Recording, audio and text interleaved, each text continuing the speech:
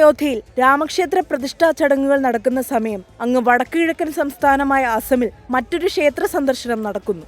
കോൺഗ്രസ് നേതാവ് രാഹുൽ ഗാന്ധി അസമിലെ സാമൂഹിക പരിഷ്കർത്താവായ ശ്രീമന്ത ശങ്കർദേവയുടെ ജന്മസ്ഥലമായ ബടദ്രവ സത്ര ക്ഷേത്രം സന്ദർശിക്കാനെത്തിയതാണ് സന്ദർഭം.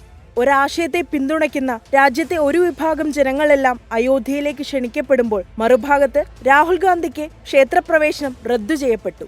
പോലീസ് നടപടിയിൽ കോൺഗ്രസ് പ്രവർത്തകർക്കൊപ്പം രാഹുൽ ഗാന്ധി രഘുപതി രാഘവ രാജാറാം പാടി കുത്തിയിരുന്ന് പ്രതിഷേധിച്ചു.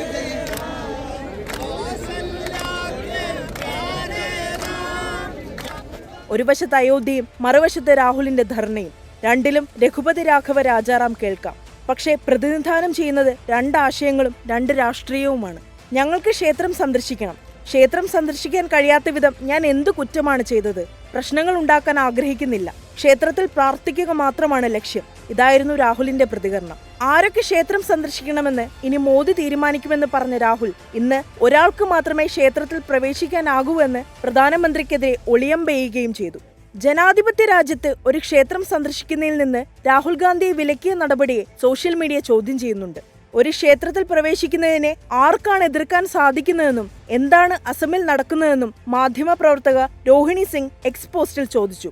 എന്നാൽ ഈ പോസ്റ്റിന് അസം മുഖ്യമന്ത്രി നൽകിയ മറുപടിയാണ് ചർച്ചയാകുന്നത്. രാമരാജ്യമെന്നാണ് മുഖ്യമന്ത്രി ഹിമന്ത ബിശ്വ ശർമ്മയുടെ മറുപടി. അതായത് രാമരാജ്യമായതുകൊണ്ട് രാഹുലിനെ തടഞ്ഞിരിക്കുന്നു. ഭരണ സംവിധാനത്തെയും പോലീസിനെയും ദുരുപയോഗം ചെയ്ത് രാഹുൽ ഗാന്ധിയുടെ നേതൃത്വത്തിലുള്ള ജനകീയ മുന്നേറ്റത്തെ എക്കാലവും തടഞ്ഞുവെക്കാമെന്ന് സംഘപരിവാർ കരുതരുതെന്ന് പ്രതിപക്ഷ നേതാവ് വി.ഡി. സതീശൻ പ്രതികരിച്ചു. വിദ്വേഷവും വെറുപ്പും വിതച്ചുള്ള സംഘപരിവാറിന്റെ രാഷ്ട്രീയ മുതലെടുപ്പ് ജനം തിരിച്ചറിഞ്ഞു തുടങ്ങിയിട്ടുണ്ട്.